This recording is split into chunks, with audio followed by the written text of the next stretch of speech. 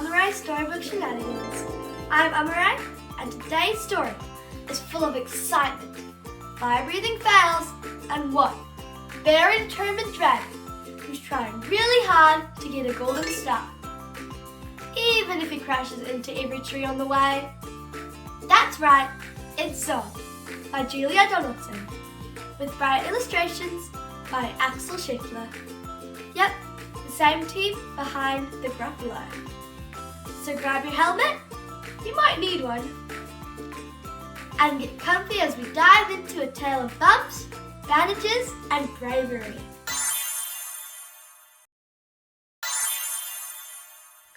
Zog by Julia Donaldson and illustrated by Axel Scheffler. Madam Dragon ran a school many moons ago. She taught young dragons all the things that dragons need to know. Zog, the biggest dragon, was the keenest one by far. He tried his hardest every day to win a golden star. All the dragons in year 1 were learning how to fly. "Hi," said Madam Dragon, "way up in the sky.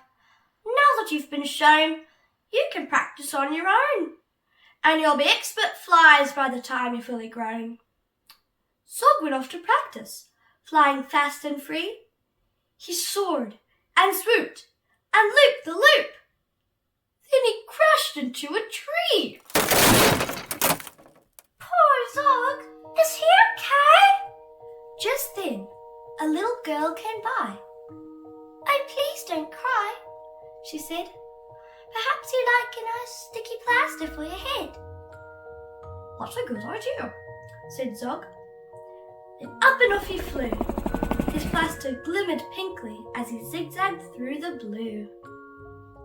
A year went by, and in year 2, the dragons learned to roar. "More," said Madam Dragon. "Louder, I implore. Now that you've been shown, you can go practice on your own, and you'll be champion roarers by the time you're fully grown." Zog went off to practice. He roared with fearsome force. He kept it up for hours on end, but then his throat grew hoarse. Just then, the girl came by again. She said, "What rotten luck. Perhaps you like a nice soothing peppermint to suck." "That's a good idea," said Zog. Then up and off he flew, and breathing fumes of peppermint, he zigzagged through the blue. A year went by, and in year 3, the dragons learned to blow. "No," said Madam Dragon, "breathe out fire, not snow. Now that you've been shown, you can practice on your own. You'll be breathing bonfires by the time you're fully grown." Zog went off to practice. He blew with all of his might. He twirled around in triumph, and his wingtip caught alight. Just then, the girl came by again. She said, "You poor old thing, perhaps you like a nice stretchy bandage for your wing?" "That's a good idea," said Zog. Then up and off he flew, his bandage flapping wildly as he zigzagged through the blue. All the year 4 dragons were learning. Can you guess? "Yes," said Madam Dragon, "how to capture a princess. Now that you've been shown, you can practice on your own. You'll need to capture hundreds by the time you're fully grown." Zog went off to practice. He tried and tried and tried, but he simply couldn't manage. "I'm no good at this," he cried. "I'll never win a golden star." Just then, he saw the girl. "Perhaps," she said, "you'd like to capture me? I'm Princess Pearl." "That's a good idea," said Zog. Then up and off they flew, the princess gripping tightly as they zigzagged through the blue. "Ah," said Madam Dragon, "our first princess so far. Congratulations, Zog, my dear. You've won a golden star." Zog was proud and happy, and Pearl felt good as well. She took the dragon's temperatures and nursed them when they fell. A year went by, and in year 5, the dragons learned to fight. Right, said Madam Dragon, here comes a real-life knight. Up spoke the knight. My name, he said, is Gadabout the Great. I've come to rescue Princess Pearl. I hope I'm not too late. Zog breathed fire and beat his wings. You can't! She's mine! He roared. Oh no, she's not! Yelled Gadabout, and waved his trusty sword. The other dragons crowded around and watched them all agog. Who was going to win the fight? Sir Gadabout or Zog?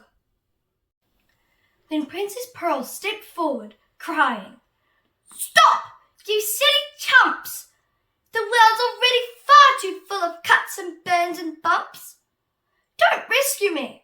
I won't go back to being a princess and prancing round the palace in a silly, frilly dress. I want to be a doctor and travel here and there, listening to people's chests and giving them my care. Me too, exclaimed the knight, and took his helmet off his head. I'd rather wear a nice twisty stethoscope, he said.